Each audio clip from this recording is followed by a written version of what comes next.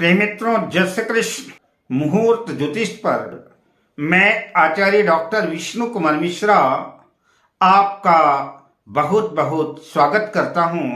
आज का यह एपिसोड, यह वीडियो उन लोगों के लिए काफी महत्वपूर्ण साबित होने वाला है जो लोग उच्च पदाधिकारी UPSC union public service commission के अंतर्गत आने वाली आईएएस, आईपीएस, आईआरएस, आईएफएस आदि अनेक सेवाएं हैं। एसडीएम, डीएसपी, नायब तहसीलदार आदि राज्य प्रशासन, पुलिस, लेखा, सहकारी सेवा, नियोजन सेवा, कारागार सेवा, औद्योगिक सेवा, वाणिज्यिक कर सेवा, खाद्य नागरिक, पर्यटन सेवा, उच्च पदाधिकारी योग के कुछ ज्योतिषीय सूत्रों पर, कुछ बिंदुओं पर आपसे चर्चा करूंगा। पर मैं विषय क्रम में आगे बढ़ूं उससे पहले आपसे आग्रह, अगर आपने अभी तक हमारे इस चैनल को सब्सक्राइब नहीं किया है तो प्लीज चैनल को सब्सक्राइब करें, साथ ही नोटिफिकेशन बेल को भी प्रेस कर लें। अगर आप अपनी या अपनों की जन्म कुंडली का बृहद प्रेडिक्शन कराना चाहते हैं, विश्लेषण कराना चाहते हैं, या किसी किस्म का ज्योतिषी परामर्श हमसे प्राप्त करना चाहते हैं, अथवा उत्तम क्वालिटी के रियल राशि रत्न आदि प्राप्त करना चाहते हैं, तो आप स्क्रीन पर फ्लैश हो रहे नंबरों पर हमसे संपर्क कर सकते हैं। यूपीएससी या पीएससी के अंतर्गत आने वाली परीक्षाएं जो भी हों, चाहे हम केंद्र सरकार में आईएएस, आईपीएस की सेवाओं की तरफ आकर्षित हैं, या कि पीएससी की सेवाओं में एसडीएम, नायब तहसीलदार आदि की तरफ हम डीएसपी आदि की तरफ आकर्षित हैं, या कि जीवन का कोई भी क्षेत्र हो, मैं अक्सर कहा करता हूं कि प्रत्येक क्षेत्र में सफलता प्राप्त करने के लिए जन्म कुंडली में लग्न का और लग्नेश का मजबूत होना आवश्यक है। लग्न का और लग्नेश का बलवान होना, मजबूत होना, स्ट्रांग होना आवश्यक है। लग्न लग्नेश जितने शुभ प्रभाव में होंगे, व्यक्ति जीवन में उतनी ही अधिक सफलता अर्जित करता नजर आता है, क्योंकि लग्न ही जातक के व्यक्तित्व का, जातक की सोच का, जातक की प्रतिभा को प्रदर्शित करता है। तो पहला पॉइंट, लग्न और लग्नेश का मजबूत होना आवश्यक है। जन्म कुंडली का तीसरा भाव, ये आपके पराक्रम का भाव है। इन महत्वपूर्ण पदों पर बिना पराक्रम के पहुंच पाना संभव नहीं है। इसलिए जन्म कुंडली का तृतीय भाव, यह भी जो मजबूत होना चाहिए, ये बलवान होना चाहिए। तृतीय भाव आपके पराक्रम का भाव है। तृतीय भाव आपके शौर्य का भाव है। यह भाव जन्म कुंडली के दशम भाव से तृतीय भाव छठा भाव कहलाएगा। दशम भाव से यह पराक्रम भाव तृतीय भाव छठा भाव कहलाएगा। छठे भाव से हम शत्रु का विचार करते हैं, दुश्मन का विचार करते हैं। तो करियर के क्षेत्र में जो हमारे दुश्मन हैं, करियर के क्षेत्र में जो लोग मुश्किलें खड़ी करने वाले हैं, उन शत्रुओं से कैसे निपटना है, यह कुंडली के तीसरे भाव से पता चलेगा। तीसरे भाव में, पराक्रम भाव में जितने क्रूर ग्रह होंगे, मंगल बैठा हो, शनि बैठा हो, सूर्य बैठा हो, जितने बलवान ग्रह बैठे होंगे, क्रूर ग्रह बैठे होंगे, व्यक्ति अपने दुश्मनों से उतना ही निपटने में समर्थ होगा, शक्तिशाली होगा। तो इसलिए जन्म कुंडली का तृतीय भाव, पराक्रम का भाव मजबूत होना चाहिए। चौथा भाव आपके मन का भाव है। जब आपका मन पॉजिटिव होगा, आप सकारात्मक सोचेंगे, मन एवं मनुष्यानाम कारणम बंध मोक्षयो, मन ही जो है बंधन और मुक्ति का कारक है। जिनका मन बौना है, सोच बौनी है, वो इस क्षेत्र में आगे नहीं बढ़ सकते। चौथा भाव पब्लिक का भी भाव है, जनता का भी भाव है। तो जनता को कैसे कंट्रोल करना है, जनता के ऊपर कैसी कमांड रखनी है, जनता को अपने एक इशारे पर कैसे जो है खामोश करना है, यह एक कुशल आईएएस, आईपीएस में ये गुण होने चाहिए। जन्म कुंडली चार्ट का पंचम भाव, यह आपके एजुकेशन का भाव है, आपके शिक्षा का भाव है। जब यह भाव कमजोर होगा, आपकी शिक्षा दीक्षा ही नहीं होगी, तो आप इतने ऊंचे मकाम तक कैसे पहुंचेंगे। तो अगर आप यूपीएससी या पीएससी के एग्जाम को फाइट करना चाहते हैं, तो आपका एजुकेशन, आपकी शिक्षा अच्छी होनी चाहिए। और शिक्षा अच्छी होने के लिए पंचम भाव पर शुभ ग्रहों का प्रभाव होना चाहिए। गुरु का प्रभाव हो, शुक्र का प्रभाव हो, अच्छे बुध का प्रभाव हो, शुक्ल पक्ष के चंद्रमा का प्रभाव हो। शुभ ग्रहों का अगर पंचम भाव पर प्रभाव है तो आपकी शिक्षा पूरी होगी, आपका एजुकेशन पूरा होगा। उसके बाद जन्म कुंडली का नवम भाव, नवम भाव आपके भाग्य का भी भाव है। आपके भाग्य का भी साथ आपको मिलना चाहिए, आपके भाग्य का भी सपोर्ट आपको मिलना चाहिए। इसलिए जन्म कुंडली का नवम भाव भी मजबूत होना चाहिए। और भावत भावम सिद्धांत के अनुसार पंचम से पंचम भाव, ये आपकी उच्च शिक्षा का भी भाव है। इसलिए जन्म कुंडली के नवम भाव में भी शुभ ग्रहों का प्रभाव होना चाहिए, नवम भाव भी मजबूत होना चाहिए। जन्म कुंडली का दशम भाव, ये आपका कर्म क्षेत्र है, यह आपके करियर का भाव है। इस भाव पर सूर्य मंगल आदि जितने स्ट्रांग होंगे, अपनी स्वराशि में होंगे, अपनी उच्च राशि में होंगे, जितने बलवान होंगे, उतनी ही अधिक सफलता आपको उच्च पदाधिकारी की तरफ आपको ले जाएंगे। तो जन्म कुंडली का दशम भाव भी बलवान होना चाहिए, शुभ प्रभाव में होना चाहिए, अच्छा होना चाहिए। और जन्म कुंडली का 11वां भाव लाभ का भाव है। जन्म कुंडली का 11वां भाव भी बढ़िया शुभ प्रभाव में होना चाहिए, अच्छा होना चाहिए। यहाँ पर बैठे हुए सभी ग्रह अच्छा परिणाम देते हैं। जन्म कुंडली का द्वितीय भाव वाणी का भाव है। एक IAS IPS या उच्च पदाधिकारी की वाणी जो है, समय के हिसाब से अपनी वाणी से लोगों को कैसे कंट्रोल करते हैं, उनकी वाणी का प्रभाव कैसा है, यह जन्म कुंडली का द्वितीय भाव बताएगा। तो कहने का मतलब कि अगर हम उच्च पदाधिकारी बनना चाहते हैं तो उच्च पदाधिकारी बनने के लिए लग्न और लग्नेश का तो मजबूत होना अच्छा ही है। आपकी वाणी भी अच्छी होनी चाहिए, आपकी वाणी भी प्रभावकारी प्रभावशाली होनी चाहिए। तृतीय भाव भी स्ट्रांग मजबूत हो, ताकि आप अपने दुश्मनों का मुंहतोड़ जवाब दे सकें और आपकी मेहनत रंग ला सके। पंचम भाव शिक्षा का भाव है, ज्ञान का भाव है। नवम भाव भाग्य का भाव है, हायर एजुकेशन का भाव है, इसलिए ये भाव भी मजबूत होने चाहिए। दशम भाव कैरियर का भाव है। तो जन्म कुंडली में इन भावों का बलवान होना, मजबूत होना आवश्यक है। ये भाव अपने स्वामियों से युक्त हो या दृष्ट हो।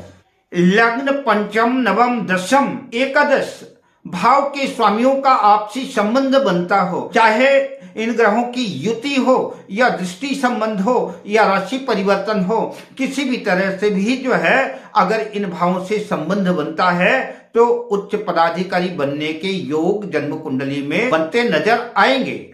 इन भावों का आपसी संबंध, इन भाव पर शुभ ग्रहों का प्रभाव निश्चित रूप से UPSC, IAS IPS IFRS आदि सेवाएं हैं या PSC से संबंधित SDM DSP आदि जो भी सेवाएं हैं, आप इन सेवाओं की तरफ जा सकते हैं।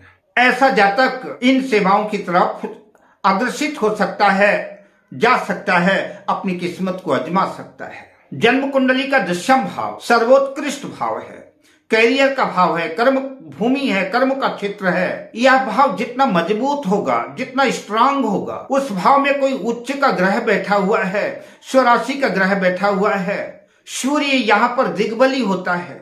दशम भाव पर मेष राशि का सूर्य बैठा है, मंगल साथ में बैठा है या स्वराशि का मंगल बैठा हुआ है, ऐसे लोगों के उच्च पदाधिकारी बनने के चांसेस ज्यादा रहते हैं। बात ग्रहों की करें तो IAS IPS या प्रतिभा संपन्न उच्च पदाधिकारी के क्षेत्र में जाने के लिए किन ग्रहों का अपना महत्वपूर्ण भूमिका है, कौन से ग्रह मजबूत होने चाहिए, इन पदों पर जाने के लिए सबसे जो बड़ी आवश्यकता होती है वो आत्मविश्वास की होती है, कॉन्फिडेंस की होती है। क्योंकि एक IAS IPS अधिकारी या कोई भी गजेटेड पोस्ट अधिकारी बिना कॉन्फिडेंस के जो है तो अपने क्षेत्र में सफल नहीं हो सकता। अपने क्षेत्र में सफलता अर्जित करने के लिए उसके अंदर आत्मविश्वास होना चाहिए, कॉन्फिडेंस होना चाहिए। और कॉन्फिडेंस जो आत्मा का कारक ग्रह है वह सूर्य है। सूर्य के बिना आत्मविश्वास आ नहीं सकता, इसलिए जन्म कुंडली में सूर्य का बलवान होना आवश्यक है। सूर्य सरकार का भी प्रतिनिधित्व करता है। अगर जन्म कुंडली में सूर्य बलवान नहीं है, मजबूत नहीं है, तो सरकारी नौकरी के योग भी नहीं बनेंगे। सूर्य आत्मा के साथ, कॉन्फिडेंस के साथ यश का भी कारक है, प्रसिद्धि का भी कारक है। तो सूर्य के बिना जो है यश नहीं मिल सकता। आप कितने भी काबिल हो जाएं, लेकिन अगर जन्म कुंडली में सूर्य ठीक नहीं है तो आपको यश की प्राप्ति नहीं होगी, आपकी प्रसिद्धि नहीं होगी। तो सूर्य यश का कारक है, प्रतिष्ठा का कारक है। इसलिए सूर्य उच्च राशि मेष राशि में हो या सिंह राशि में हो या फिर मित्र राशि में हो तब भी बेहतर माना जाएगा। जब हम इतने उच्च पद पर पदासीन होंगे तो हमको बुद्धि की भी आवश्यकता पड़ेगी, हमको विवेक की भी आवश्यकता पड़ेगी। तो बुद्धि का कारक जो ग्रह है वो है बुध। बुध के बिना बुद्धि आ नहीं सकती। गुरु ज्ञान का कारक है, शिक्षा का कारक है। तो बुध और गुरु ये ज्ञान के क्षेत्र में ले जाते हैं, बुद्धि और विवेक के क्षेत्र में ले जाते हैं। अतः IAS, IPS, UPSC से संबंधित जो भी सेवाएं हैं, PSC से संबंधित जो भी सेवाएं हैं, इन सेवाओं में जाने के लिए जो है आपकी बुद्धि भी काम करना चाहिए, आपका विवेक भी काम करना चाहिए और सही समय पर सही निर्णय ले सकें। तो आपका मन भी ठीक होना चाहिए और मन का कारक है चंद्रमा, मनसो जाता है। चंद्रमा मन का कारक है। चंद्रमा भी आपका बलवान और मजबूत होना चाहिए। मंगल तेज ओज का कारक है, पराक्रम का कारक है। मंगल निडरता और निर्भीकता का कारण है। और इतने बड़े IAS, IPS जैसे महत्वपूर्ण पदों पर अगर निर्भीकता ना हो, निडरता ना हो तो फिर हमारी कामयाबी में संदिग्धता उत्पन्न हो जाए, तो हम उतने सफल नहीं हो पाएंगे, हम उतने अधिक कामयाब नहीं हो पाएंगे और हमारे कार्यक्षेत्र में मुश्किलें आती रहेंगी। तो मंगल पराक्रम का ग्रह है, शौर्य का ग्रह है। तो जन्म कुंडली में सूर्य का अच्छा होना आवश्यक है, मंगल भी अच्छा हो। बुध और गुरु की अपनी अलग महिमा है और चंद्रमा मन का कारक है। तो इन ग्रहों की भी पोजीशन अच्छी होनी चाहिए। कई बार ऐसा होता है कि सभी ग्रह तो अच्छे नहीं होते, लेकिन अगर अधिक से अधिक ग्रह अच्छे हैं तो व्यक्ति का प्रदर्शन भी अच्छा रहता है। कई बार ऐसा भी देखा गया है कि जातक अपनी मेहनत से उच्च पद तो प्राप्त कर लेता है, ऊंचे पद पर तो आसीन हो जाता है, बैठ जाता है, लेकिन उसके कैरियर में उतार चढ़ाव बना रहता है। कई बार उसकी सेवाएं असमंजस में फंस जाती है, दुधारी तलवार लटकने लगती है, क्योंकि जन्म कुंडली में शनि बलवान नहीं है, शनि कमजोर है। और अगर जन्म कुंडली में शनि कमजोर है, शनि नीच राशि में है, शत्रु राशि में है, तो निश्चित रूप से जो नौकरी में आपकी सेवा में उतार चढ़ाव बना रहेगा, अस्थायीपन रहेगा। इसलिए इन सारे ग्रहों का अच्छा होना तो अच्छा है, लेकिन शनि का भी बलवान होना आवश्यक है। शनि के बगैर जीवन में स्थायित्व तो नहीं आ सकता, कैरियर ठीक नहीं रह सकता। तो एक अच्छे कैरियर के लिए सभी ग्रहों के साथ शनि का भी बलवान होना अच्छा है।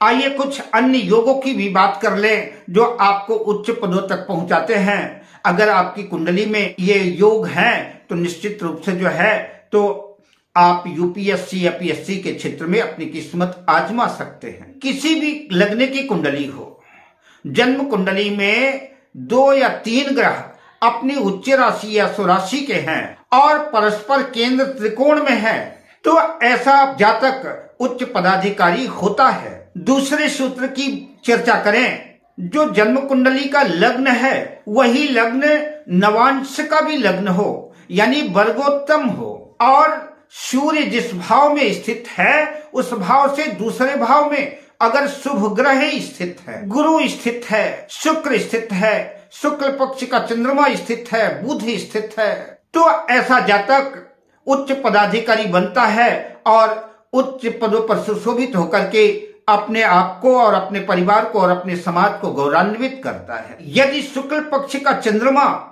जलचर राशि में स्थित होकर के जन्म कुंडली के चतुर्थ भाव में स्थित हो, स्वराशिस्थ हो या उच्च राशिस्थ हो, कर्क राशि में हो या वृषभ राशि में हो, और केंद्र में कोई भी पाप ग्रह ना हो, तो ऐसा जातक खुफिया विभाग में, गुप्तचर विभाग में उच्च पदाधिकारी होता है या कि राजदूत आदि होता है।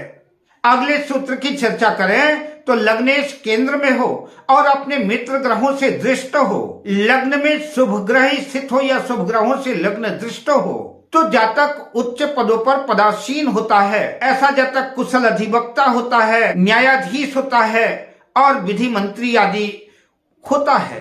किसी भी जन्म पत्रिका में किसी ग्रह की उच्च राशि लग्न में हो, साथ ही वह ग्रह अपने नवांश में भी हो अथवा उच्च नवांश में हो या मित्र नवांश में हो, केंद्र में शुभ ग्रहों से दृष्ट हो, तो ऐसा जातक या तो सरकार में होता है या कि सरकारी उच्च पदों पर सुशोभित होकर के समाज और राष्ट्र को गौरवान्वित करता है। अब मैं आपसे लेता हूं विदा। मिलता हूं अगली वीडियो में शुभकामनाओं के साथ। जय श्री कृष्ण।